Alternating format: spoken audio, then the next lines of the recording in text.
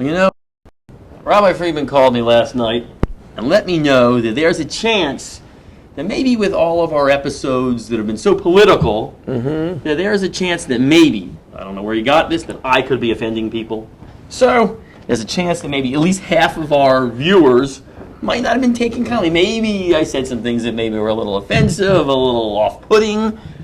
I don't agree, but this is just what I hear. So the rabbi decided today we're going strictly religion. No politics, no chance that I could possibly, anyway, offend anyone. And that's not possible. We're going to talk about the messianic concept. Right. Why do all the religions, including Judaism, have a Messiah-type concept in their religion? Somewhere in the line there, whether it's Hindu or Buddhist, Christianity, there's some kind of Messiah-type thing there. And I know with that thing, I don't know why you thought I would offend people. I mean, Jesus, this isn't easy. You can't possibly offend anybody. Right. I'll tell you what I was actually thinking. I figured that since your Crimson Tide lost in the end, speaking of, and then the Falcons lost in the end, so I'm thinking that like maybe you'd be looking for like a happy ending, like a redemptive end, where one game would actually end well instead of like always have like sad endings. So it's the rabbi that's going to be the offensive one. Okay. So I'm trying to like let's bring out something with a happy ending, like the world. The world, it actually has a happy ending. Yes. The good guys win in the end. You know, it's wonderful, and everyone goes away happy, right? Wow. Instead of like being all done staring at the screen, incredulous. I can't believe that just happened. Been there twice already this year. Right. So we want to end up with one where it's like, oh wow, I won. You know. Yeah, I get it. All right. Well, let's try that. I won't be offensive. You just take it away. I'll just sit back here and listen. Right. Just think of how many people in Atlanta were like Messiah's got to be coming now. Must be. So this must be the end. Right. I read actually yesterday, a lady was interviewed and they were asking her, as she was at a Trump rally, she said, they said, with all the divisions in the country, is there any way that this can be reconciled? And she said, the Lord's just going to have to come again. Right, like anything short of that, and I bet you a lot of people can agree with her. Like they cannot see any way that this is ever going to be repaired. That's the only thing this is all going to come back together. Right. If anything short of that, I just don't see how this is all going to work out. You know what? There we go. Yeah. So that's it. So the question really is, like, isn't this a strange idea? Let's go back, some many centuries ago, and you got, let's say, Abraham and the idolaters, right? Now, did you think that the average idolater was expecting like some type of messianic vision or the world coming to some completion? Or no. I mean, the world's just doing its thing, and Zeus is going to still be fighting with Neptune or however they work, those guys. I don't know, but who would ever think that there's this idea that it all comes to this wonderful rosy ending? Until the Jews came along and started talking about it. And then it became pretty much a standard topic. The Christians certainly spread it all around the world. Right. I'm not so up to date on Islam, and I don't know, but it would seem to me that there's a type of like end game vision that they have. Well, how do you have a religion without an end game? They try to be practicing it every day, that end game, and trying to end it for right. They're trying to make it happen. Like no. Right. Yeah, so they are trying. Yeah, so let's do it. I don't know exactly like the terminology, but these religions, they all have this end game, but it's a Jewish thing. Yep. And if you think about it, it's kind of crazy. Like, who would ever thought of such a thing? I mean, certainly if you're like an evolutionary type of person, like, why would there be like an end point? If you're not religious, even if you are religious, why would it come to that? Like, you worship your God, you do your thing, you go to heaven, and then you get rewarded for your time spent here. But this isn't the end of it. Why is there that end of days vision, the rhapsody, the whatever it is, however, Armageddon, all that type of stuff. So actually, this is a very, very interesting concept. It really gets to the fundamental idea of what God wants. Like, what is God's goal in all of this, meaning the world? What's God's goal? So, the reason why a messianic concept is essential is because God has a purpose in this world. And God's purpose is a purpose in creating this world. And that is that world should recognize the oneness of God. Okay. Now, most people living in this world, the world is not a good place. There's certainly places like if you're living in Syria right now, the world's really a bad place. Not fun. Right. Not fun. Some people think that if you're living in America, the world's just a horrible place. At any time in the history of the world, there's always been certain countries where it was just horrible to be living there. For 70 years, it was pretty horrible to be living in the Soviet Union, right? There were times when, like, the worst place in the world to be living was Cambodia, or Biafra, or, you fill in the blank. There's always, like, some place in the world where it's really, really rotten. And even in the places where it's good, it's not always so good, because in every country, no matter where you go in the whole world, there are the haves and the have-nots. So for all the have-nots, they're not happy because they don't have. And for all the haves, they're unhappy because they have to spend all their time making sure that the have-nots don't make them into have-nots and take away everything that they have. Right. So they're always building like walls or buying insurance or hiring the security or or investing in like just think what if like I would be like so stressed because taxes are coming and I'm figuring out how to get all my money like offshore or something. I've been freeze drying a lot of food and sticking in the basement. Right. That's what I've been doing lately. That's right. You gotta like be building. I got a shelter. Right. You gotta be building a shelter. I remember there was a very, very wealthy family in Minneapolis where I'm from, and they're very prominent. And they built these huge shelters, and somehow or another, like one of the newspapers did a story on it. They had to publicly dismantle the shelter, and they put in the newspapers of the shelter being dismantled. Why? Because if wherever it is, ever happens, now that everyone knows they got the shelter, they don't have to fight their way to get into their own shelter. That would be a problem. Like, after it got reported in the news, it's like, so they really had to dismantle it, and they had to put in pictures, pictorial of them dismantling it. That they dismantled. Right, to prove that otherwise they would get killed trying to get into their own shelter. Right. So it's really, life is tough. Life is really, really, really nasty for everyone in one way or another. People are going to get sick today, and people are going to have car accidents, and people are going to be dissatisfied. Someone's going to get divorced, and everything. People are not happy. Some kid's growing up in a divorced home, and he's unhappy. Everyone's unhappy. So you could be happy, but tomorrow you could be unhappy. But what if there would be a way to make everyone happy? Ooh, and everyone could be satisfied, and everyone could be like, wow, life is really good. Now, there are people that believe they can do that or attempt to do that. They can make everyone happy. All we have to do is maybe we'll redistribute the wealth in a much more equitable way, or we will embrace everyone, or we'll recognize, whatever you're unhappy about, we'll just recognize that and validate it, and then you'll be happy, whatever it is. I could get into this now in the political land and really offend people, but I'm not going to do that. You're not going to do that. Please, I'm sorry. But you could, and you see where people are trying to be messiahs. That's true. There are people and political parties attempt to be messiahs. Absolutely. Right? We'll make everybody happy. It'll be wonderful. Under us, under me, everyone will be happy and all that. But it doesn't work. Doesn't work that way. Everybody's tried it. No. Communists have tried it. It didn't work. Socialists have tried it. It didn't work. Capitalists have tried it. It didn't work. The best you get is the one that makes the most people happy. But no one's ever able to make everyone happy, even though people still try to do that and claim they can. We could have a country where everybody has, and there is no want and all that stuff. The four, what was it? The four Roosevelt. The four is going to guarantee everyone four things: security from want and security from or whatever it is. Anyway. Chicken in every pot. But But anyway, there's certain basic things. Everyone's going to have them. Well, guess what? No matter how hard you try, everyone still doesn't have them. Yeah. And no matter what system you come up with, I believe it's not going to happen. So therefore, if it really could happen, there would only be one way to make it happen. If God would make it happen, then all of a sudden there'd be like, ding, It's all done, guys, and now everything's going to happen. How could that happen?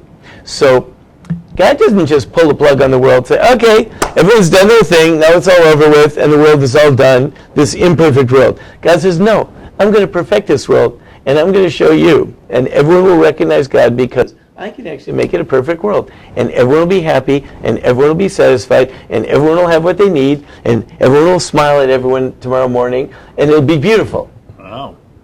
This is how we're going to do it. I'm going to have one man become the man.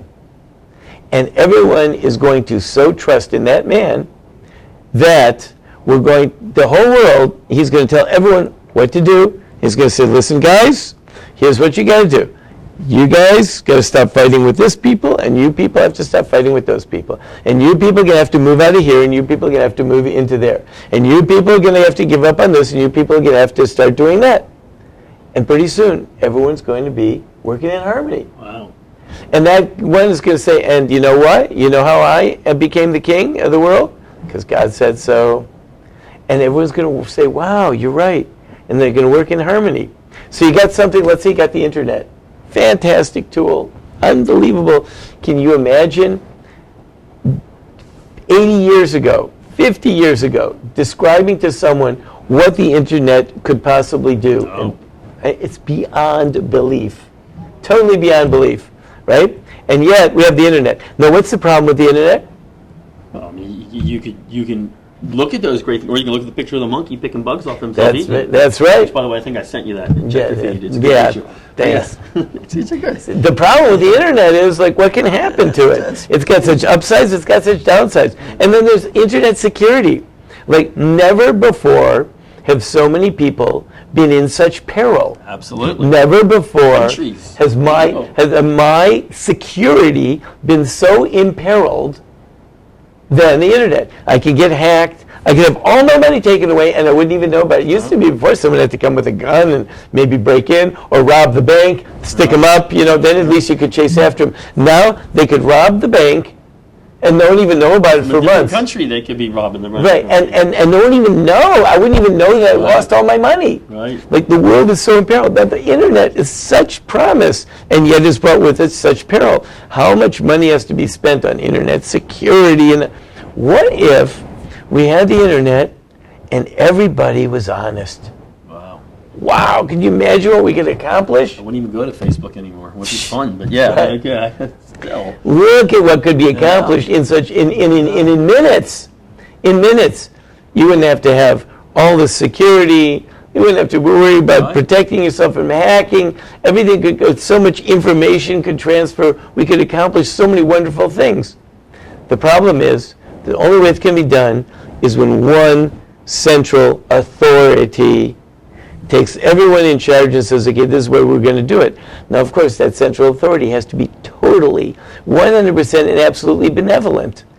That's an issue right there. And that's an issue. I mean, we don't even know, even like Mark Zuckerberg, like, I don't know if he's like totally benevolent. Nah, he's not, not my favorite, so probably not. Mark Zuckerberg, I mean, like, he's, going to be the next closest thing to like God running the world. But, I don't know if he's totally benevolent. He might have some personal interests himself, maybe a little bit. So you have to get that one person who is totally benevolent and totally powerful. And that combination can't come from anywhere except be ordained by God. When that happens, the whole world's going to go like, wow, this is amazing. God really is all-powerful and one, because only He could have brought this about. And then the whole world will say, God is one. And that's, we as a Jewish people, we're very interesting people because we plug that a lot. Hear Israel, Lord is our God, Lord is one. That's our bumper sticker. That's our thing. Yep. And what's interesting? As soon as we say that in our prayers, the next thing we say after is, blessed be the name of God's kingdom forever and ever. Well, kingdom? Yeah, because in order for Him to be one, He's going to have to set up a kingdom in this world. And that's going to happen. Matter of fact, in the Torah, when you read the 10 Commandments, the first thing God says, God speaks in a very deep voice. I am the Lord your God, who took you out of the land of Egypt, the house of bondage. How about, I am the Lord your God, who created everything. I am Lord your God who's been here since forever. I am Lord your God who created you. I am. That's all. Any of those stuff would have sufficed. But he said, no, I am Lord your God who took you out of Egypt, house of bondage. That means, you know what my deal is, God says? I'm a redeemer. I'm a professional redeemer. That's what I do. I take people in a bad situation and I redeem them. And then they recognize that it's me. Now, sometimes they might not realize why they're being redeemed, and that's why God has to step in and said, that was me that just did that. Wait till the whole world hears it again. I'm Lord your God who has redeemed you from bondage. And not you, Israel, from Egypt, but you, everybody. Everybody, whatever your bondage is, your rotten marriage, or the fact that you don't have enough money, or there's some disease racking your part of the world, or whatever it might be, I'm going to fix it. And we're all going to get it? Do we all get it? And everyone is going to get it. And at that point, everyone's going to say, the Lord is one. And at that point, then God's going to say, okay, got it, did it. Now, in order to get to that point, we got to go through all of this, because if God went straight to that point, then no one would get it. Everyone's got to live through this and try every other solution. And realize there's only one. And the Romans tried their solution, and the communists tried their solution. Everyone's trying their solution. And now we're in this, like the American vision is freedom.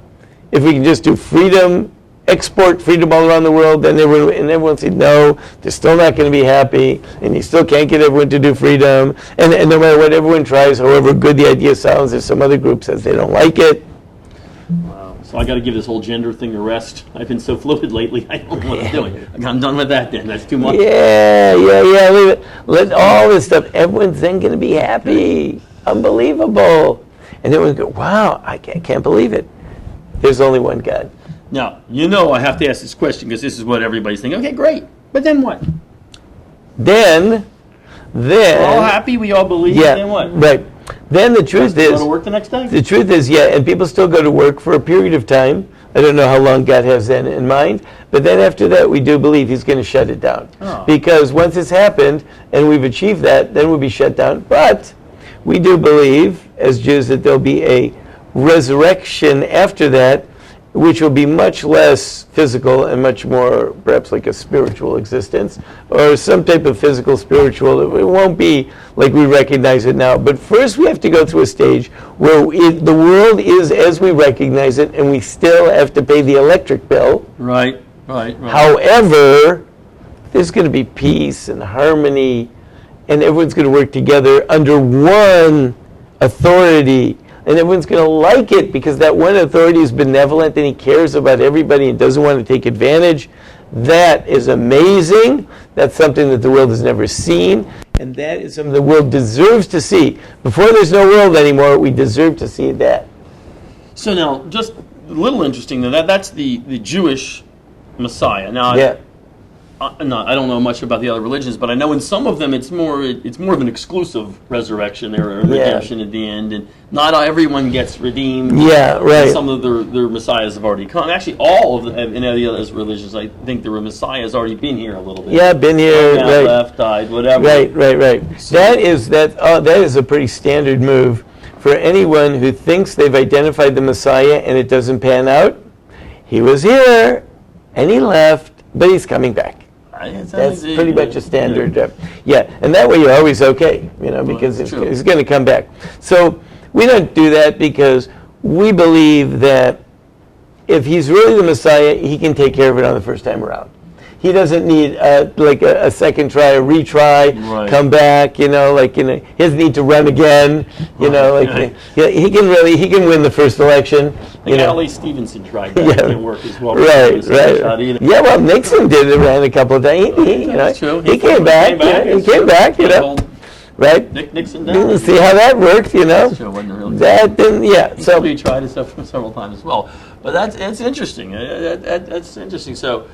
Right now, we're in the kind of we haven't got to the playoffs yet. We're kind of hanging out in the regular season, and our job in the regular season is we got to win the games on our own. We got to get from last to first, or whatever it's got to be. And eventually, if we get there, then God's going to take us the rest of the Right way. now, God really, all He wants to see right now is people that do believe in that vision, that they buy into that vision, that ultimately it will get better, and ultimately the world will come to a point of total goodness.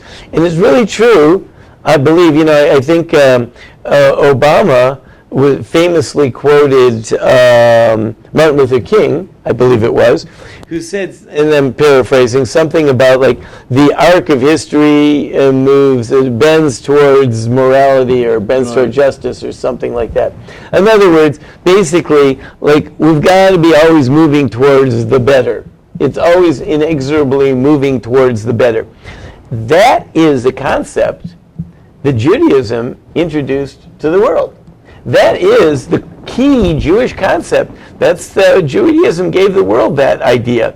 And a lot of people have bought into that idea in various different forms, and they give it different clothing and all that. But the general idea is a Jewish concept. And if you stop and it's become so absolute, it's become so widespread that people aren't even startled by how bizarre that is. But the truth is, it is a bizarre concept. It is bizarre, but I think that the Jewish, I want to say, twist on it is a little bit different than most, because a lot of these religions are, and I think Christianity is a little bit like this, is, you're not really living for today, we're living for tomorrow, living for tomorrow. No, where Judaism is, no, this is your life, you got to go out and you got to do it, and you got to live it right now, where a lot of these religions take the Messiah concept a little bit different. No, it's all about the future. You sacrifice yourself now. It's not about living good now. Right. Live a tough life, even if you got to go out there and whipping yourself with the things. And a lot of them try to make it happen, right? And a lot of them also view it as a point of vindication. Then we'll be vindicated because our guy will have made it. So we aren't so much towards this vindication as much as the guy will be God, and God will have made it, and the world will recognize God. And that's another thing too. The Jewish Messiah, Mashiach, when he comes, he's just a man. He's a man. He's not son of God, part God, half God. He has a mother and a father, and was conceived through natural means. And not a virgin. I don't need to get into any more details than that, right? So natural. He's just a normal guy. Natural, everything, all natural, right? I like that. Natural, normal, mother, father, everything, right? Regular person. As a matter of fact, may even come with some blemishes in his background, because it's going to be someone that people can relate to, which means he's not Mr. Perfect, at least in his background, certainly in his family background. He comes with a lot of missteps and a lot of tragic failures. So I still have a shot? Yeah.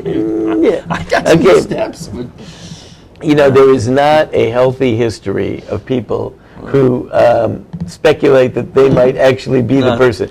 So in general, as soon as guy didn't do well at Shabbat Zvi or whatever. Yeah, right, Shabbat Zvi. As soon as someone starts thinking that they're the guy, so far, it's been like, false messiahs like 1,000, real messiahs like 0. So it worked out too well. Yeah, so they're not doing good.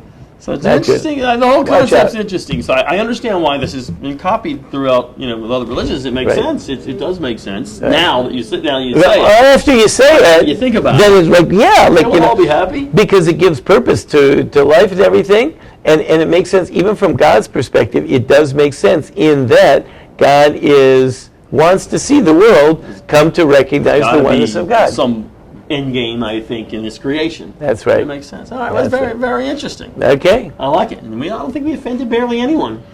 And especially for all those of you that have been on a losing streak with the big games, with all your big games have been doing, this one could be the biggest game, and it could have a happy ending. So we're all going to end up winning. Yeah, unbelievable. The one game that everyone wins, everyone leaves the stadium, no one lost. I love it. Oh, man, what a vision. Teach the world to sing. Yeah. Perfect. All right, you made me feel so happy and almost like a flower. Buoyant. All right. Well, good. This is a happy story here. That's right. We'll be back next week with, I'm sure, something so much as exciting, or maybe even more exciting. Probably nothing will be in the news between now and next week. It'll be boring. News is boring these days. If we find something, we'll come out and talk about it. Right. See you next week.